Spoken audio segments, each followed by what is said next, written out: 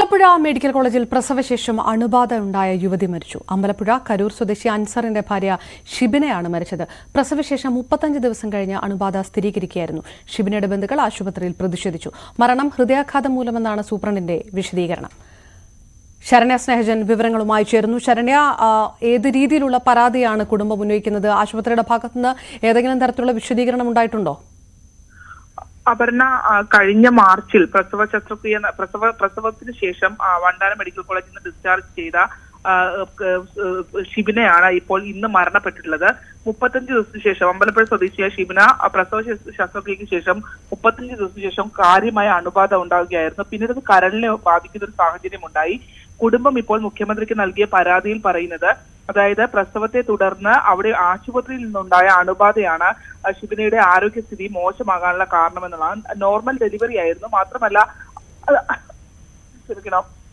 അതിനുശേഷം പിന്നീട് ആരോഗ്യ പ്രശ്നങ്ങൾ ഉണ്ട് എന്ന് പറഞ്ഞ് ആശുപത്രി അധികൃതരെ സമീപിച്ചപ്പോൾ അവരിൽ നിന്ന് കൃത്യമായ ഒരു ചികിത്സ ലഭ്യമായിട്ടില്ല എന്ന് കുടുംബം പറഞ്ഞു. ഷിബിന വീട്ടിലേക്ക് മടങ്ങി പോരുകയും ചെയ്തിരുന്നു. 35 ദിവസത്തിന് ശേഷം ഈ അണുബാധ വലിയ തോതിലാവുകയും ആശുപത്രിയിൽ എത്തിക്കുമ്പോൾ കരളടക്കമുള്ള ആന്തരിക അവയവങ്ങളെ ബാധിക്കുകയും ചെയ്തിരുന്നു. തുടർന്ന് ഈ കുറച്ച് ദിവസമായി ഷിബിന വണ്ടാനം മെഡിക്കൽ കോളേജ് ആശുപത്രിയിൽ ചികിത്സയിലായിരുന്നു.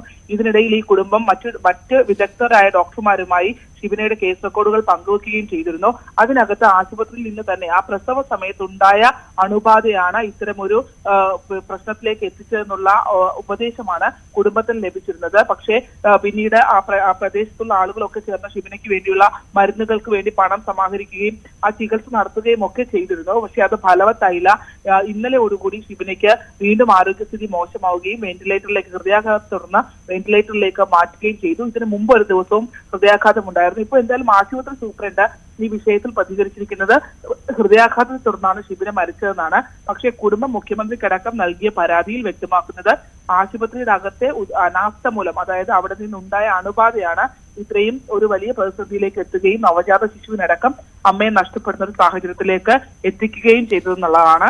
ഇപ്പോൾ ആശുപത്രിയിൽ കുടുംബത്തിന്റെ പ്രതിഷേധം നടക്കുകയാണ്. ശരണ്യ സ്നേഹജനാണ് വിവരങ്ങൾ നൽകിയത് ആലപ്പുഴയിൽ നിന്ന്.